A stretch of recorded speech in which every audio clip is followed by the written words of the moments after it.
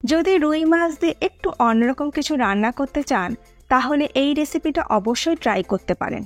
নমস্কার বন্ধুরা, রুমার হেসেনে সবাইকে স্বাগত। আশা করছি সকলে ভালো আছেন, সুস্থ আছেন। আমার আজকের রেসিপি রুই মাছের কোরমা। আর যারা ডিম বা মাংস খান না তারা কিন্তু অবশ্যই দারুণ সুস্বাদু মাছের কোরমা বানিয়ে খেতে পারেন। মাছের কোরমা বানানোর জন্য নিয়েছি 6 পিস রুই মাছ। আমি গাদা আর পেটি মিলিয়ে নিয়েছি। ভালো করে ধুয়ে পরিষ্কার করে নেবার পর হাফ টিস্পুন নুন দিয়ে মাছগুলোকে ভালো করে মাখিয়ে নেব। আপনারা চাইলে কাতলা মাছের গাদা বা পেটি দিয়েও করতে পারেন। কোরমাতে কোনো রকম হলুদের ব্যবহার করা হয় না, তাই নুন মাখিয়ে মাছগুলোকে মিনিট 10-15 রেখে দেব। 15 মিনিট পর রান্নাটা শুরু করছি। ফ্রাই প্যানের মধ্যে দিয়ে দিচ্ছি 4 টেবিল স্পুন সাদা তেল। আপনারা চাইলে রান্নাটা সর্ষের তেলেও করতে পারেন।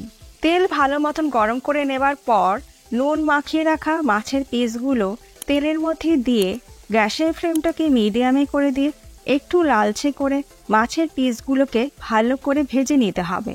মিডিয়াম ফ্লেমে উল্টে পাল্টে মাছের পিসগুলোকে একটু লালচে করে আমার ভেজে নেওয়া হয়ে গেছে। তুলে নিয়ে রেখে দিচ্ছি আলাদা একটা পাত্রের মধ্যে। মাছ ভাজা ওই তেলের মধ্যেই দিয়ে দিচ্ছি 3টে মিডিয়াম সাইজের স্লাইস করে কেটে নেওয়া পেঁয়াজ।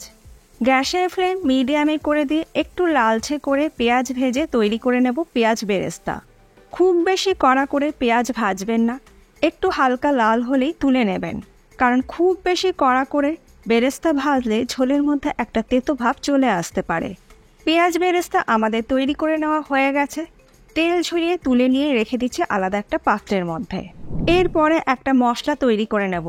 মিক্সিং জারের মধ্যে দিয়ে দেব পেঁয়াজ বেরেস্তা, তবে সম্পূর্ণটা আমি দিচ্ছি না, কিছুটা পরিমাণে রেখে দেব, পরে রান্নাতে ব্যবহার করব। আর বেরেস্তাটা কিন্তু আমি ঠান্ডা করে নিয়েই ব্যবহার করছি।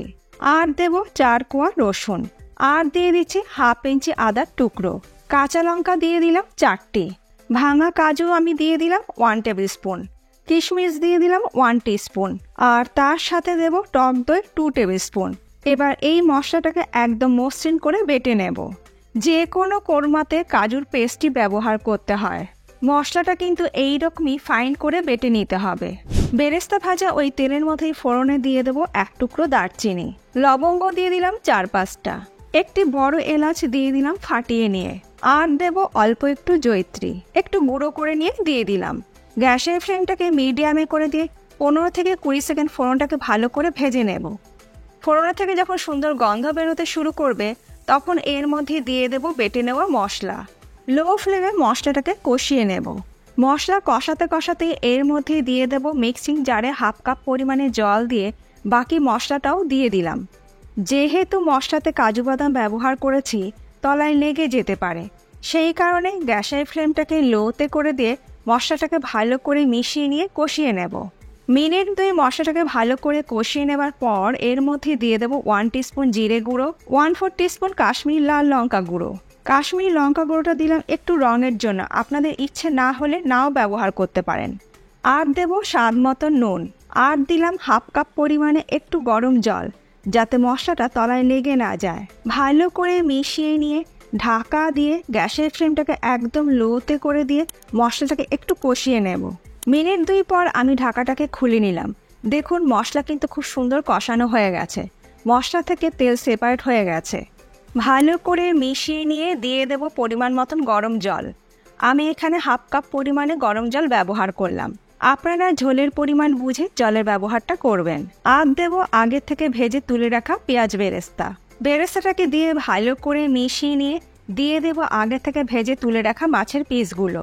আর দিয়ে দিলাম মাছ ভাজার যে তেলটা প্লেটের মধ্যে ছিল সেটাও আমি দিয়ে দিলাম।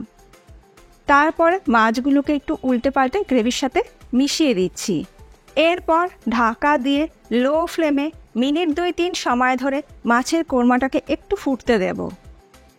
মিনিট 3 পর আমি ঢাকাটাকে খুলে নিচ্ছি। আমাদের মাছের কোরমা একদম তৈরি। তবে সব শেষে দিয়ে দেব 1/4 টিস্পুন শাহি গরম মশলা গুঁড়ো। আর দেব হাফ টিস্পুন ঘি। ঘি আর গরম মশলা গুঁড়োটা দেওয়ার পর সব কিছু ভালো করে আমি মিশিয়ে দিচ্ছি। গ্যাসের ফ্লেমটাকে আমি বন্ধ করে দিয়েছি। এরপর ঢাকা দিয়ে 5 মিনিট আমি স্ট্যান্ডিং টাইমে রেখে দেব। তারপর গরম গরম ভাতের সাথে দারুণ সুস্বাদু মাছের কোরমা আমি সার্ভ করব।